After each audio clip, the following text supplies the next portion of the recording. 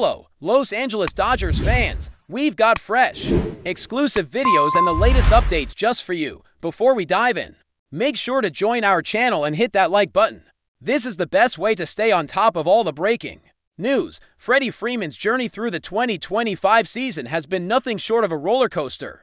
A true testament to the highs and lows of professional baseball. The season kicked off with Freddie looking like a man on fire, smashing the ball with an intensity and precision that had fans and analysts alike predicting that this might be the greatest year of his entire career. From the very first game, it was clear he was locked in, laser-focused, and ready to etch his name even deeper into Dodgers lore. The energy was palpable every time he stepped up to the plate. The crack of his bat echoed through the stadium, sending chills down the spines of opposing pitchers. But baseball, as always, is a game of adjustments and mental toughness. And soon enough, the inevitable slump arrived. What started as a minor dip in performance quickly stretched out into a frustrating dry spell that tested Freddie's patience and resolve like never before. For a player of his caliber and work ethic, hitting a prolonged rough patch was especially hard to swallow. He was no stranger to challenges, but this slump felt different. It lingered longer, it seemed tougher to shake. Fans could sense the frustration bubbling beneath the surface, and in interviews, Freddie was candid about how the slump left him searching for answers, desperate to find a way back to the form that had made him one of the game's most feared hitters. Rather than giving into the slump's grip, Freddie doubled down on his commitment to improvement. He ramped up his on-field batting practice, often taking extra sessions after regular training just to fine-tune his swing and timing. This was a man who refused to let the slump define him. The grind, the endless repetition, the hours spent analyzing every missed pitch and swing, it all started to pay off in subtle but meaningful ways. Each extra swing brought him a step closer to rediscovering the rhythm that had made him a powerhouse in the batter's box. The breakthrough moment came in dramatic fashion. In a game that could have gone either way, Freddie stepped up and delivered a walk-off RBI single that not only sealed the win, but also signaled to everyone watching that the slump was finally breaking. That hit wasn't just a run on the board, it was a message. A declaration that the Freddie Freeman we knew, the one who could change a game with a single swing, was back. Confidence swelled, and the momentum carried him into the next matchup, where he continued to impress. In the very first at-bat of the series finale against the Chicago White Sox, Freddie crushed an RBI double, showing once again that his bat was starting to heat up. But that wasn't all.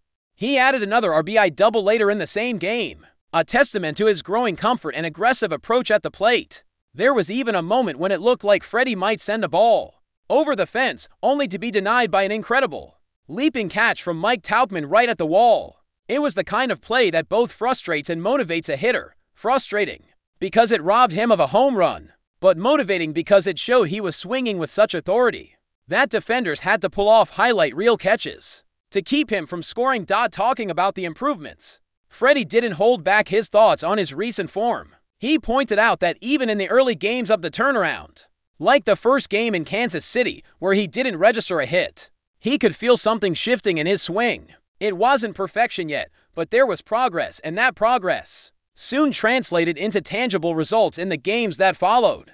He described the feeling as his swing trending in the right direction, which, coming from a player of his caliber, meant everything to his team and fans alike. Looking back at his season, Freddie's best stretch came in May. During that month, he put together a spectacular stat line, batting over 410 with an on-base percentage north of 462, and a slugging percentage around 638. That's video game numbers. He racked up 10 doubles, 4 home runs, and drove in 21 runs in just 27 games. Those were the kinds of numbers that kept his team in the hunt and put opposing pitchers on high alert every time he came to the plate. But Freddie wasn't necessarily looking to recreate that exact hot streak. Instead, he was focused on rediscovering the key adjustment that had propelled him to success just a few months earlier during the World Series. That adjustment came in the form of a cue, something Freddie described as a step-out cue. A little change in his timing and stance that had been the secret weapon in his postseason run. Interestingly, this wasn't the first time he tried to rely on this cue during the slump. In fact, he revealed it was the 4th time he circled back to it, and as the saying goes, the 4th time's the charm. It's like a light switch flicked on, bringing clarity and rhythm back to his approach. The payoff was immediate and obvious. Better swings, better contact, and more confidence. One highlight was a backside double that Freddie called very nice to see, a sign that the adjustments were working. Even a curveball that he connected with hard enough to nearly be a home run, only to be robbed at the wall, showed a marked improvement compared to the foul balls he'd been hitting in previous months. All this brings us back to one of the most iconic chapters in Freddie Freeman's career, his historic World Series performance. Last October, he turned in a record-setting display that left a permanent mark on baseball history. Freddie wasn't just a key player, he was the driving force behind his team's championship, earning himself the prestigious World Series MVP honors during that series. He shattered the record previously held by George Springer by hitting home runs in 6 consecutive World Series games. That streak began all the way back in Game 5 of the 2021 World Series when he was still with the Atlanta Braves. Now, Freddie is trying to channel that same confidence and precision to bring back the feeling of being unstoppable at the plate. It's clear that the journey from slump to resurgence is far from easy, but Freddie Freeman's work ethic, resilience, and willingness to adjust have put him right back on track. The blend of his natural talent with the mental strength to push through adversity is what separates the good from the great for fans. Watching this comeback unfold is both inspiring and a reminder of why Freddie is considered one of the best in the game. Freddie Freeman's story in this season is not just about stats or moments on the field. It's a vivid example of the mental battles that every athlete faces when the game stops flowing naturally and starts requiring a fight within. After a blazing start, where he seemed untouchable, hitting with the kind of rhythm that makes pitchers sweat, the slump was a stark reminder of baseball's relentless challenge. It's a game where success depends as much on mental strength and adaptability as it does on raw talent. For a player like Freeman, who has been a model of consistency and calm, this period was a test unlike any he had experienced in recent years.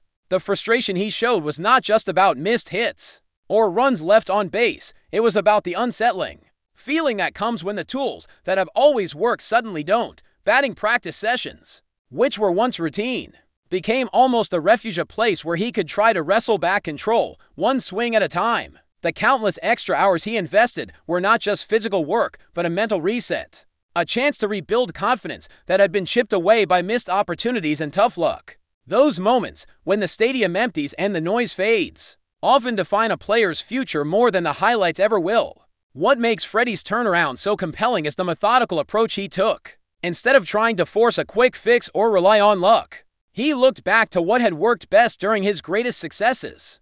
The step-out cue he mentioned wasn't just a random adjustment. It was a strategic change in his timing and mechanics that had proven invaluable during the World Series.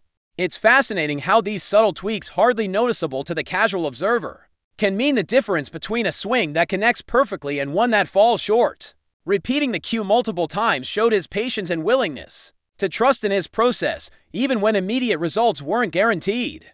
The results of this approach were evident not only in the box score but in the way Freeman carried himself on the field. The confidence in his stance, the focus in his eyes, and the fluidity of his swing all spoke volumes about a player regaining his groove. The RBI doubles and the near home run in the recent games were more than just numbers, they were statements of intent. They told everyone that Freddie was back to being a major threat, ready to carry the Dodgers' offense once again. Even the spectacular catch that denied him a home run didn't faze him. Instead, it seemed to fuel his determination to keep pushing. But before we move forward, don't forget to join our channel and give this video a like. Your support helps us keep delivering the latest news about the Los Angeles Dodgers. We'd love to hear your thoughts on the news, so drop a comment below.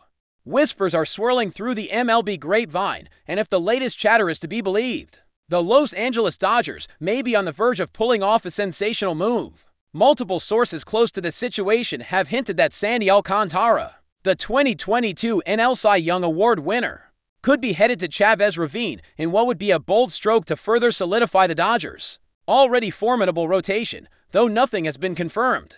The buzz has grown louder in recent days, with insiders suggesting that preliminary talks may already be underway. The Miami Marlins, who are said to be open to a retooling process, could be willing to listen to offers for their ace right-hander, Alcántara. Known for his electric stuff, durability, and calm mound presence, has long been viewed as a foundational piece in Miami, but the temptation of a prospect-rich deal might be too good for the Marlins.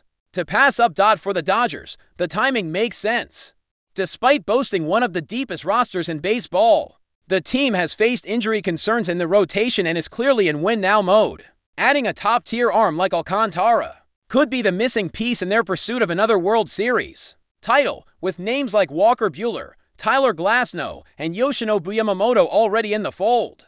Alcántara would not only enhance the rotation, but strike fear across the league. Some within the baseball community are skeptical, noting that Alcántara underwent Tommy John surgery and is likely to miss most, if not all, of the 2024 season. But that hasn't stopped LA before. The Dodgers are no strangers to playing a long game, often acquiring stars with an eye toward future dominance. A move for Alcántara would mirror that strategy, a calculated risk with potentially massive rewards down the line. While front offices remain tight-lipped, the rumor mill is working overtime. Could Sandy Alcántara soon be donning Dodger blue? If this speculation has legs, the landscape of the National League could be shifting once again. Stay tuned. That's all for this update. If you enjoyed the video and want to stay up to date with exclusive news about the Los Angeles Dodgers, be sure to subscribe to our channel and hit that like button. We always appreciate your comments and feedback. See you in the next video.